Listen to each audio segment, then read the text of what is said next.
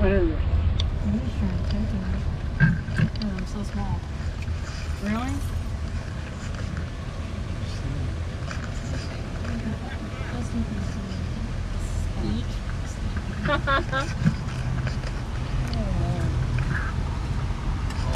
All tangled up. There we go.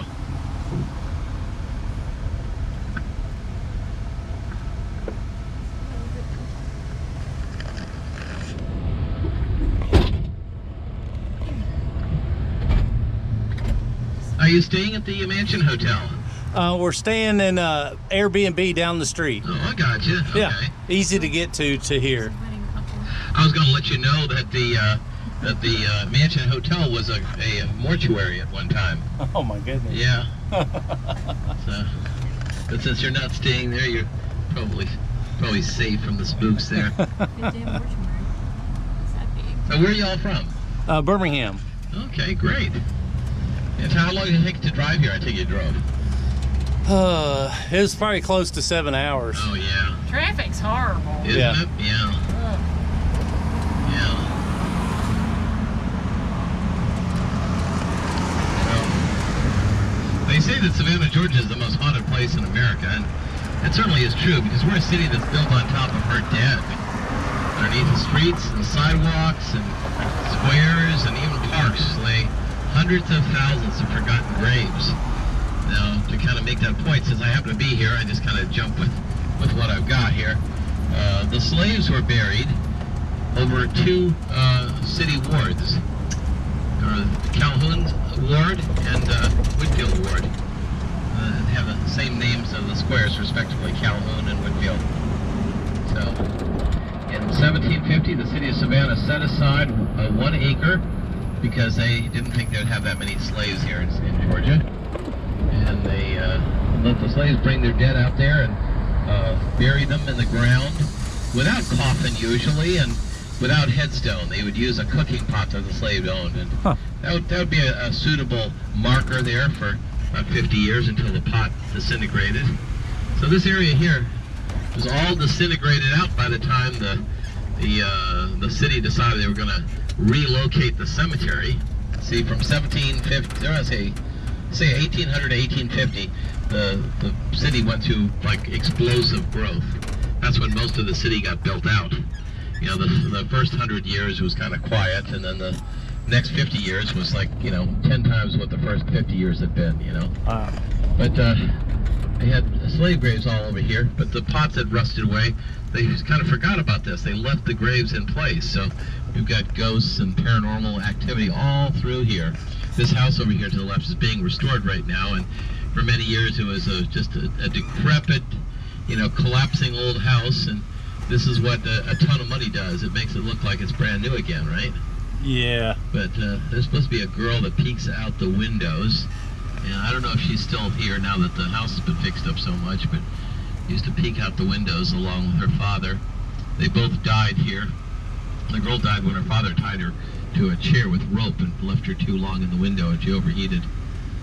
And father died a bit after that. Some say of a broken heart, some say of a gunshot wound, some say he drank himself to death. But he didn't live a long time after. So that house is haunted with the ghosts of the father and the daughter. Now over here, this is sort of a continuation of the slave graveyard. This was the oldest part. This is the part that was set up in 1750 from here on to the end of Whitfield Square. In this area, you're going to find very few slave bones because the city went through and they kind of dug through, foot by foot to try to dig out all the human bones, and so I think we got it. Did they get them all? Probably not, but Yeah. this is all they're going to get. This area here was all old slave graves. Yeah. Where the bones are now, Laurel Grove Cemetery. We'll take a ride out there. Yeah. In a little bit. Love these little squares. Oh, they're fantastic, aren't Yeah. they? Yeah. Yeah, that gazebo was donated by Burt Reynolds. Wow. Really? He's making a movie here, yeah. Wow. Yeah, so there's a lot here. Now I can actually take you into an old black cemetery where they use the cooking pots to mark graves if you're interested in going off the beaten path a little bit. Or we can stay more in the downtown area, and we'll we'll certainly get plenty of downtown stuff in. It's an hour 15-minute tour is what I'm saying. So Yeah. we got enough to do 3 hours of driving around and explaining stuff and telling ghost stories. We're ghost people. You are? Yes, we're more into the ghost stuff. All right. Well, then I think I will take you out to Little Pageville Cemetery because that's a very, very haunted Y'all are more location. into ghost stuff. Yeah, I don't know. Did you bring any stuff along? Any spirit boxes or any No. EMPs or any apps on the phone even? No. They do have those something apps. Yeah. Well, we'll take a little run out there. At the Laurel Grove Cemetery, which where I'm going to take you a little later, there's about 200,000 people buried there, including the man who wrote the song Jingle Bells, James Lord Pierpont, uncle of J.P. Morgan. And that was his church over there. He was the music director off to the left. So, I try to tie things together for you. Oh, that's why they have the Jingle Bell plaque. Since we're Very nice.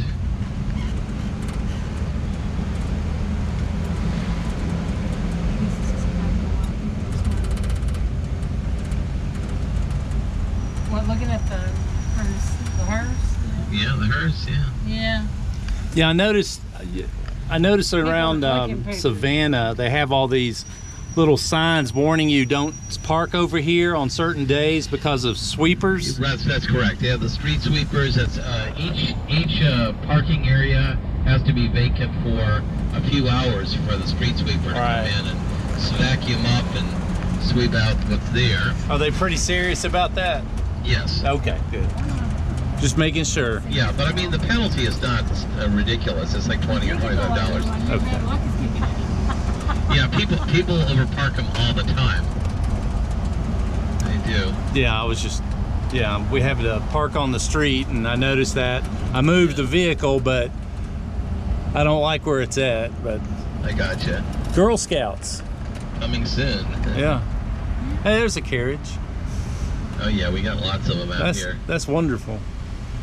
Yeah, well, we have This part is all the horses. a lot of people use them in conjunction with their wedding. A movie that came out a while back called The Disappointment Road. Remember that?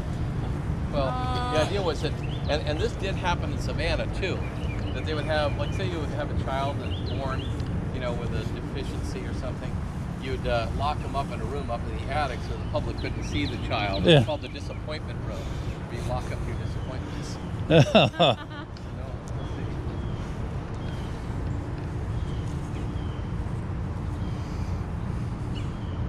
So these are how small these houses are. You can probably judge for yourself. I don't think more than 2 people could live in that. Yeah, not comfortably. Yeah. But anyways, their houses were spread out according to the plat, and they were railroad workers. These were stevedores. They loaded and unloaded boxcars. This was a lady that apparently remembered this from her youth. Wow. And she was the key to getting this done. And here you see another picture of her over here, in her blue dress here. Helping with, the city came out here and said, well, we're going to stop the development. Great, we'll save this for future generations. Because they started digging and they were getting bones. Right, exactly. But they mark these things with pots and pans, like it says right Yeah. here. Yeah, I'll show you. All right.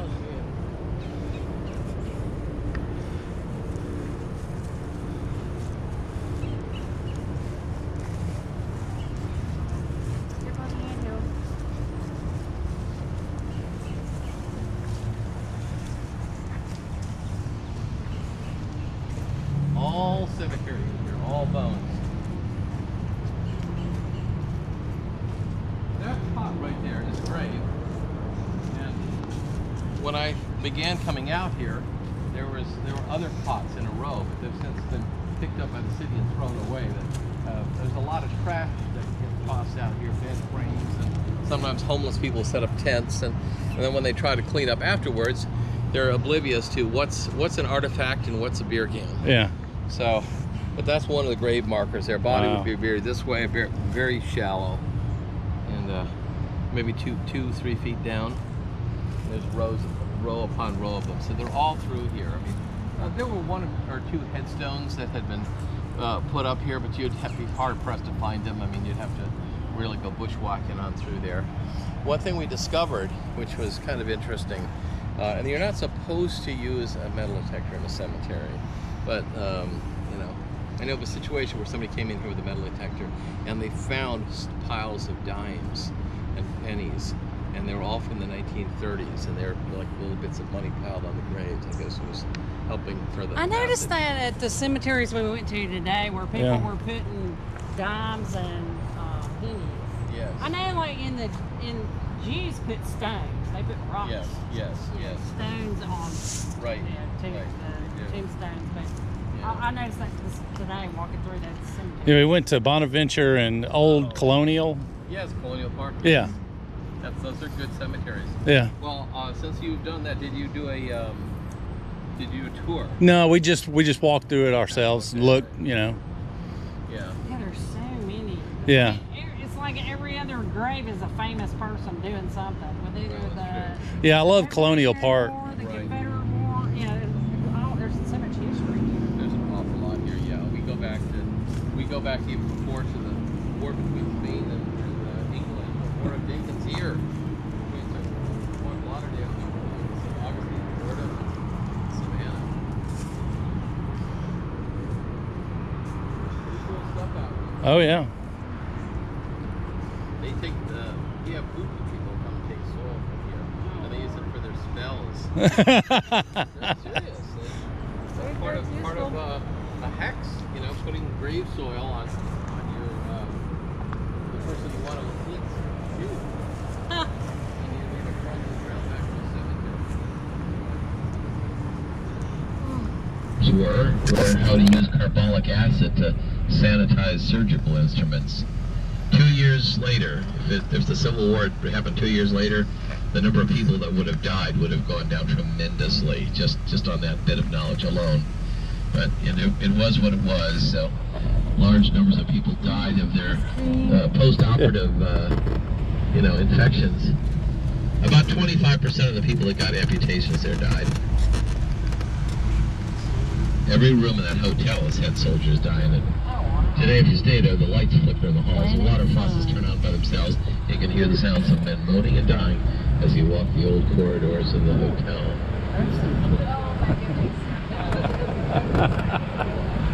People just love waving at a hearse. Oh yeah, well, it's a... Well, when you have live people waving back at you. Oh yeah, I know.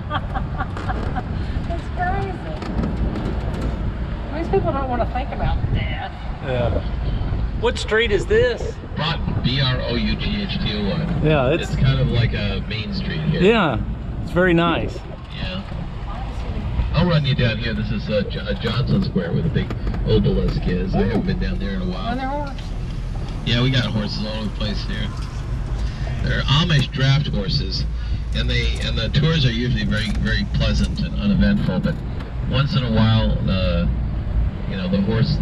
tack will break and the horse will go berserk, and people have gotten seriously injured. You know, Yeah. I mean, like broken bones and life-threatening injuries. Oh Well, yeah. that's a draft horse. It's a big horse. Yeah, they're big, yeah. Well, imagine a deer, if you had to hook a deer up to something and get it to do what you want to do. I mean, it's a good analogy, don't you think? Yeah. This is Johnson Square where Nathaniel Greene is buried under the big obelisk there. Yeah.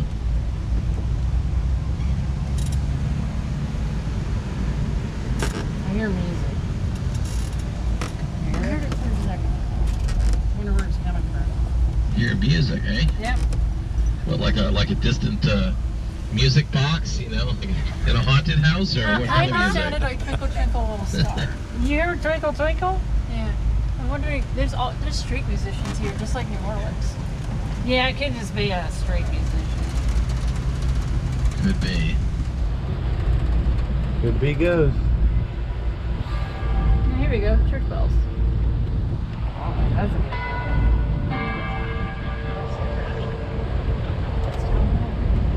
Is that City Hall with the? With a gold dome on it. Yeah. That's your tax dollars at work there with the gold. Oh, of course. Yeah. But, Bull Street is the big north-south street that starts at City Hall and runs up to Forsyth Park and then comes out the other side, south of Forsyth Park. So it's sort of the spine, you know, the nerve center of the city. Okay.